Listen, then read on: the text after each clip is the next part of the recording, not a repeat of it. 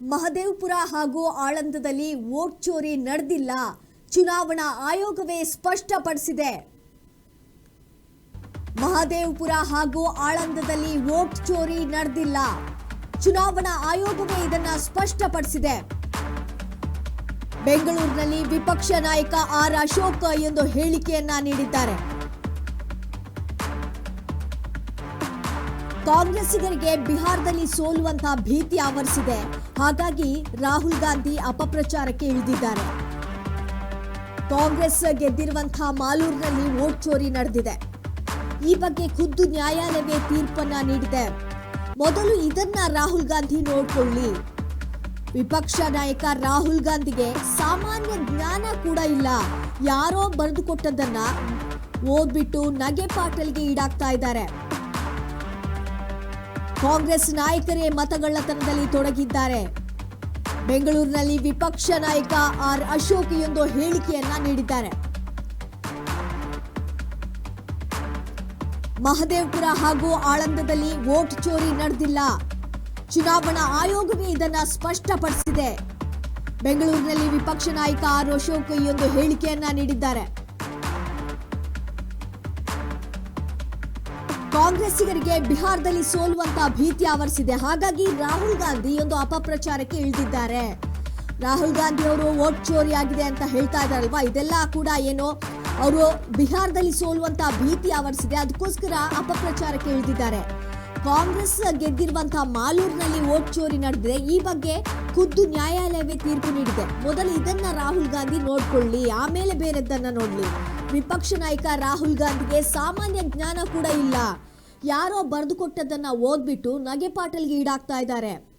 ಕಾಂಗ್ರೆಸ್ ನಾಯಕರೇ ಮತಗಳ್ಳತನದಲ್ಲಿ ತೊಡಗಿದ್ದಾರೆ ಅಂತ ವಿಪಕ್ಷ ನಾಯಕ ಆರ್ ಅಶೋಕ್ ಈ ರೀತಿಯಾಗಿ ಕಿಡಿಕಾರಿದ್ದಾರೆ. ಕೋಲಾರದಲ್ಲಿ ನಮ್ಮ ಅಭ್ಯರ್ಥಿ ಅಫಿಡವಿಟ್ ಕೊಟ್ಟು ಕಾಮನ್ ಸೆನ್ಸ್ ಇಲ್ಲದಂತ ವ್ಯಕ್ತಿ ರಾಹುಲ್ ಗಾಂಧಿ. ಯಾರೋ ಬರ್ಕೊಟ್ಟಿದ್ನ ತಂದು ಪದೇ ಪದೇ ಹೇಳಿ ಕಳೆದ 4-5 ವರ್ಷದಿಂದ ದೇಶದಲ್ಲಿ ಅತಿ ಹೆಚ್ಚು ಅಪಹಾಸ್ಯಕ್ಕೆ ಒಳಗಾದಂತ ವ್ಯಕ್ತಿ ಈ ದೇಶದಲ್ಲಿ ಯಾರಾದ್ರೂ ಇದ್ರೆ that is the only one Rahul Gandhi.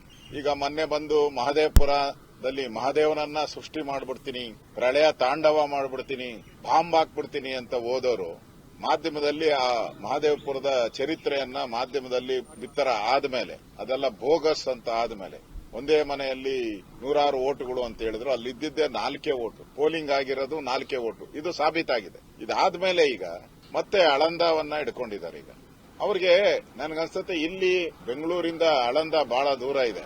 Bengaluru ಪಕ್ಕ ಇರುವಂತ ಮಾಲೂರಲ್ಲಿ ಕೋರ್ಟ್ ಆದೇಶ ಮಾಡಿದೆ ಕಳ್ತನ ಓಟು ಅಂತ ಹೇಳಿ. ಅಲ್ಲಿನ ಜಿಲ್ಲಾಧಿಕಾರಿ ಕೋರ್ಟ್ ಆದೇಶ ಮಾಡಿದ್ರು ಕೂಡ ಆ ಸಿಸಿಟಿವಿ ಕ್ಯಾಮ್ರಾಸ್ ಏನಿತ್ತು, ಕ್ಯಾಮ್ರಾಗಳ ಮಾಹಿತಿ ಏನಿತ್ತು, ಕೌಂಟಿಂಗ್ ಮಾಹಿತಿ ಏನಿತ್ತು ಕೊಡು ಅಂತ ಕೇಳಿದ್ರೆ ಕೊಟ್ಟಿಲ್ಲ. ಅಂದ್ರೆ ಯಾರು ಕಳ್ತನ ಮಾಡಿದ್ದಾರೆ ರಾಜ್ಯದಲ್ಲಿ ಅನ್ನೋದು ಸ್ಪಷ್ಟ ಆಗಿದೆ. ಈ ಕಾಂಗ್ರೆಸ್ ಅಲ್ಲಿ ಗೆದ್ದಿರುವಂತ ಕಾಂಗ್ರೆಸ್ ಎಂಎಲ್ಎ ಏನಿದ್ದಾರೆ ಅವರ ಮೆಂಬರ್ಶಿಪ್ ವಜಾ ಆಗಿದೆ. ಇದಕ್ಕಿಂತ ಸಾಕ್ಷಿ ಬೇಕಾ? ರಾಹುಲ್ ಗಾಂಧಿಗೆ ಚುನಾವಣಾ ಆಯೋಗ ಹೇಳ್ತು ಒಂದು ಅಫಿಡವಿಟ್ ಕೊಡು ಅಂದ್ರೆ ಕೊಡ್ಲಿಲ್ಲ. ಆದ್ರೆ ಇಲ್ಲಿ ಮಾಲೂರಲ್ಲಿ, ಕೋಲಾರದಲ್ಲಿ ನಮ್ಮ ಅಭ್ಯರ್ಥಿ ಅಫಿಡವಿಟ್ ಕೊಟ್ಟು ತನಿಖೆಗೆ ಹೈಕೋರ್ಟ್ಗೆ ಪ್ರೇಯರ್ ಮಾಡಿದ್ದಾರೆ. ಇವತ್ತು ಹೈಕೋರ್ಟ್ ತೀರ್ಪನ್ನ ಕೊಟ್ಟಿದೆ. ಡಿಸಿ ತಪ್ಪು ಮಾಡಿದರೆ ಅವ್ರ ಮೇಲೆ ಕ್ರಮ ತೆಗೆದುಕೊಳ್ಳಿ ಅಂತ ಆದೇಶ ಮಾಡಿದೆ. ಅವ್ರ ಮೆಂಬರ್ಶಿಪ್ ಹೋಗಿದೆ. ಇದು ಜ್ಞಾನ ಇಲ್ವಾ ರಾಹುಲ್ ಗಾಂಧಿಗೆ? ಇದು ಜ್ಞಾನ ಇಲ್ವಾ? ಇದ್ರ ಬಗ್ಗೆ ಯಾಕೆ ಮಾತಾಡ್ತಾ ಇಲ್ಲ? ಕೋರ್ಟ್ ಆದೇಶ ಆಗಿ ಪ್ರೂವ್ ಆಗಿರೋದನ್ನ ಮಾತಾಡ್ತಾ ಇಲ್ಲ.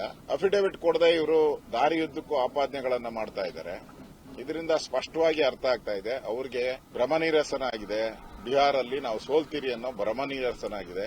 ಅದಕ್ಕೆ ದೇಶವ್ಯಾಪಿ ಸೋಲಕ್ ಮುಂಚೆನೆ ಒಂದು ಕೆವಿಯಟ್ ಹಾಕ್ತಾರಲ್ಲ, ಆ ರೀತಿ ಒಂದು ಕೆವಿಯಟ್ ಅನ್ನ ಹಾಕೊಂಡಿದ್ದಾರೆ. ಒಂದು 2ನೇ ಭಾಗವಾಗಿ ಇವತ್ತು ಅವರು ರಾಹುಲ್ ಗಾಂಧಿ ಅವರು ಏನೋ ದೊಡ್ಡದಾಗಿ ಆಟಂ ಬಾಂಬ್ ಸಿಡಿಸ್ತೀನಿ ಅಂತ ಹೇಳಿದ್ರು. ಅವ್ರು ಇದುವರೆಗೂ ಸಿಡಿಸಿರೋದೆಲ್ಲ ಬಾಂಬ್ಗಳು ಟುಸ್ಪಷ್ಟಾಕಿ ಆಗಿದೆ. ಯಾಕೆ ಹೋಗಿಲ್ಲ ಕೋರ್ಟ್ಗೆ?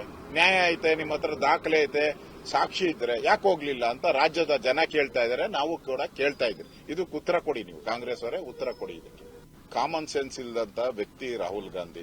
ಯಾರೋ ಬರ್ಕೊಟ್ಟಿದ್ನ ತಂದು ಪದೇ ಪದೇ ಹೇಳಿ ಕಳೆದ 4-5 ವರ್ಷದಿಂದ ದೇಶದಲ್ಲಿ ಮಹದೇವಪುರ ಹಾಗೂ ಆಳಂದದಲ್ಲಿ ವೋಟ್ ಚೋರಿ ನಡೆದಿಲ್ಲ, ಕಾಂಗ್ರೆಸ್ ಗೆದ್ದಿರುವಂತಹ ಮಾಲೂರಿನಲ್ಲೇ ವೋಟ್ ಚೋರಿ ನಡೆದಿದೆ. ಆದರೆ ಈ ಬಗ್ಗೆ ಖುದ್ದು ನ್ಯಾಯಾಲಯ ತೀರ್ಪು ನೀಡಿದ್ರೂ ಕೂಡ ರಾಹುಲ್ ಗಾಂಧಿ ಇದರ ಬಗ್ಗೆ ಯಾವುದೇ ರೀತಿಯಾಗಿರುವಂತಹ ಧ್ವನಿ ಎತ್ತಲಿಲ್ಲ.